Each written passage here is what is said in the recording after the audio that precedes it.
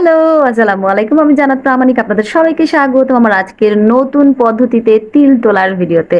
এতদিন আপনাদেরকে আমি মেশিনের সাহায্যে তিল তোলা দেখিয়েছি। আজকে আপনাদেরকে আমি মেডিসিনের সাহায্যে তিল তোলা দেখাবো। মেশিনের সাহায্যে তিল তোলার এক রকমের সুবিধা যেটা আমি এতদিন আপনাদেরকে ভিডিও করে দেখিয়েছি। আজকে দেখাবো মেডিসিনের সাহায্যে তিল তোলা। আপনাদের যেভাবে খুশি মেশিনের সাহায্যে কিংবা মেডিসিনের সাহায্যে যেভাবে খুশি সেভাবেই এখন থেকে আপনারা তিল তুলে নিতে পারবেন। তো শুরু করছি আজকের ভিডিও। সো সবার আগে লাগবে হচ্ছে আমাদের একটা নতুন একদম ফ্রেশ একটা কটন বার, যার মধ্যে আমরা মেডিসিন ভালো করে লাগিয়ে নেব।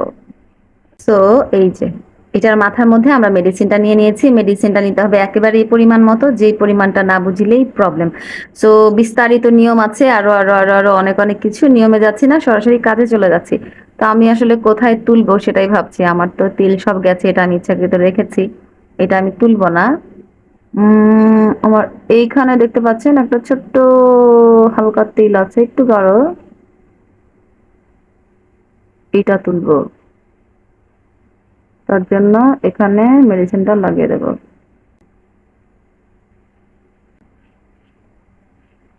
ওকে, এটাকে লাগিয়ে দিলাম। এখন কিছুটা সময় অপেক্ষা করব, এরপর এটাকে তুলে ফেলবো। দেখবেন যে কতটা সহজে এই তিলগুলো চলে যাচ্ছে।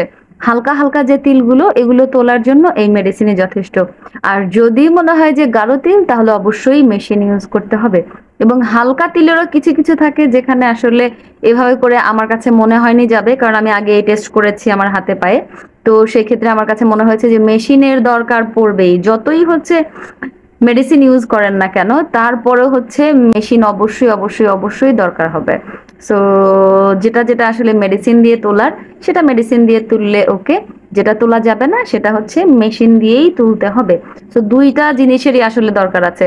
যে আপনি চাইলে মেডিসিন দিয়ে তুলতে পারেন, কিন্তু যদি কোনোটা মনে হয় যে এটা আসলে মেডিসিনে যাচ্ছে না, তখন হাতের কাছে যদি মেশিন থাকে, তাহলে মেশিন দিয়ে বাকিটুকু ক্লিয়ার করে দেয়া যাবে।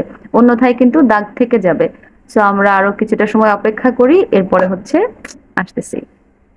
কটন বারের উল্টা পাশ দিয়ে এটাকে এখন তুলে নেব।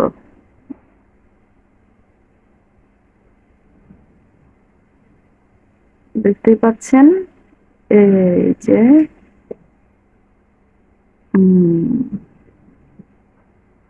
শেষ, এটা চলে গেছে। সো পানি দিয়ে ভালো করে পরিষ্কার করে তারপর দেখাই। পানি দিয়ে এখন কটন বার দিয়ে পরিষ্কার করে দেখাচ্ছি।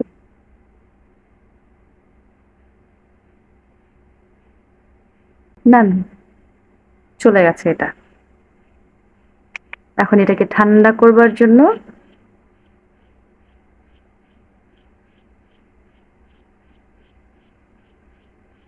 একটু বেশি করে পানি স্প্রে করে কিংবা তুলার সাহায্যে পানি দিয়ে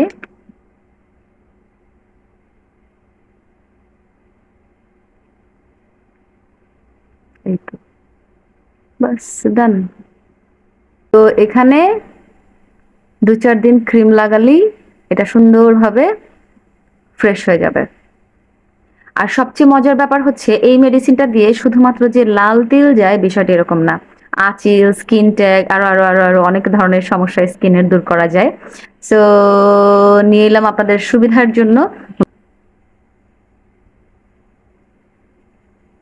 সো হয়ে গেল।